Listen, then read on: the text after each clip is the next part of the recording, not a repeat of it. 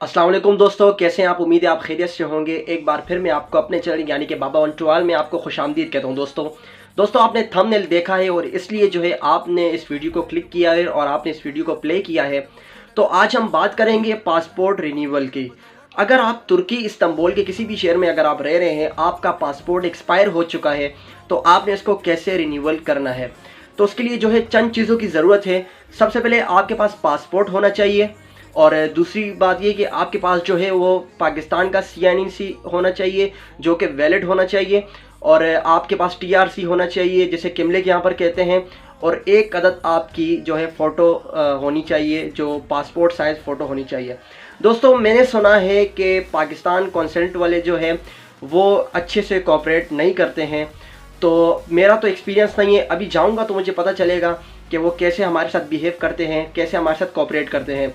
दोस्तों A से लेकर Z तक जो है मैं आपको तमाम तफसीलात और तमाम चीज़ें मैं आपको बताऊंगा। आपने फ़ी कैसे पे करनी है, आपने टोकन कैसे लेना है, और आपने जो है किन किन लम्हात से आपने गुजरना है, वो सारी चीज़ें इंशाल्लाह इस वीडियो पे आपको बताऊंगा। बगैर आप किसी एजेंट को आप 5000 लीरा या $500 या आप ये इतने पैसे दें किसी एजेंट को, अपने पैसे ज़ाया करें, तो ख़ुद क्यों ना आप हरकत करें, और हरकत में ही बरकत होती है। आप जाएं और अपना काम जो है ख़ुद कर लें।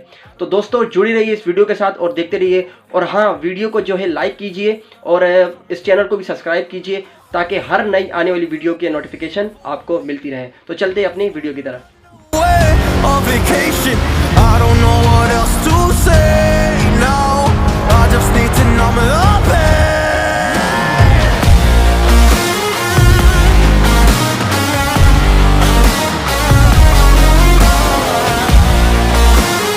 कि आप देख सकते हैं कि मैं फ़ाइनली कॉन्सुलेट पहुंच गया हूं, और यहाँ पर जो है इनकी जो है टाइमिंग वगैरह लिखी हुई है, और इत्लाई आम जो है जितने भी इनके नोटिस वगैरह वो यहाँ पर लिखे हुए हैं। तो बहुत अपना अपना सा फील हो रहा है। अभी देखते हैं कि अपना कितना कोऑपरेट करते हैं। चलिए, अंदर तो फ़ोन अलाउ नहीं है, तो देखते हैं कि क्या सिचुएशन है।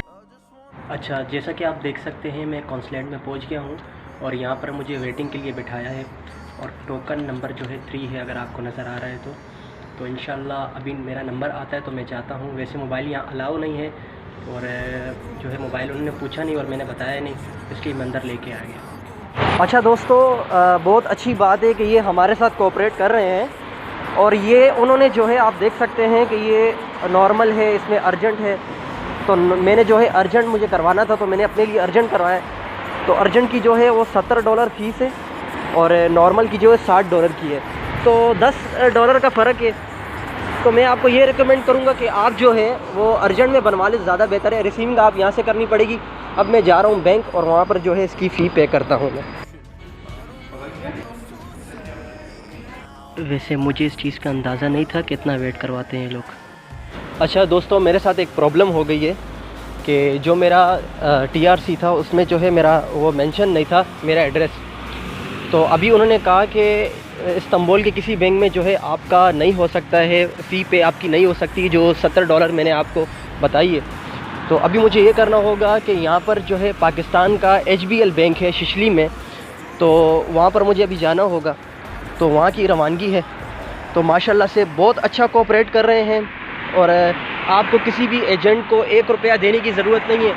आपने जो है ख़ुद जाना है और ख़ुद सब कुछ अप्लाई करना है। तो अब मैं शिशली जाऊंगा और वहाँ पर जो है वहाँ पर मैं अपनी फ़ी पे करूँगा।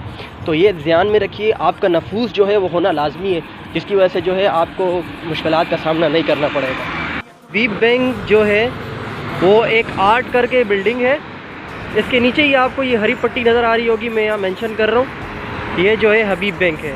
फ्रेंड्स, मेरी जो है वो हबीब बैंक में फ़ी पे हो चुकी है, और अब मैं यहाँ पर आया हूँ फ़ोटो खिंचवाने के लिए, क्योंकि जो पहले डॉक्यूमेंट्स मैंने आपको बताया उसमें जो है फ़ोटो जो है मेरी मिसिंग थी।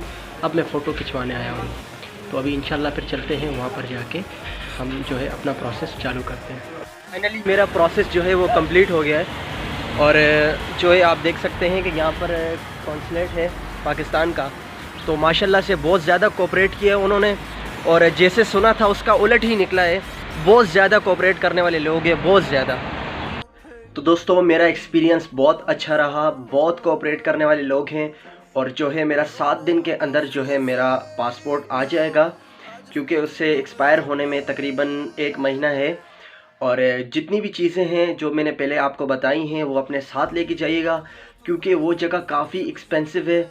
वहाँ पर जो है नॉर्मल फ़ोटोकॉपी जो है वो आपको जो है 5 लीरा में पड़ जाएगी एक कॉपी, और फ़ोटो जो है आपको वो भी काफ़ी महंगी पड़ेगी।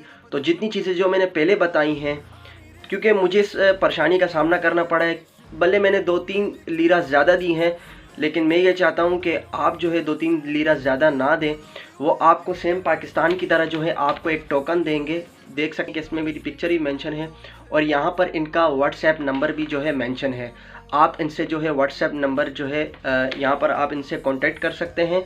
वो आपको बता देंगे कि आपका जो है कब आ रहा है या कब आके आप जो है अपना पासपोर्ट रिसीव कर लें। तो दोस्तों देखते रहें बाबा वन टू ऑल, और ताकि आपको जो है इस्तांबुल के हवाले से न्यू जो है इन्फॉर्मेशन का पता चल सके। तो जाते जाते मेरे चैनल को सब्सक्राइब करें और बेल के आइकन को दबा दें, ताकि लेटेस्ट वीडियो आपको हर वक्त पर मिलती रहे। तो मिलते हैं इंशाल्लाह अगली वीडियो पे। अब तक के लिए अल्लाह निगहबान।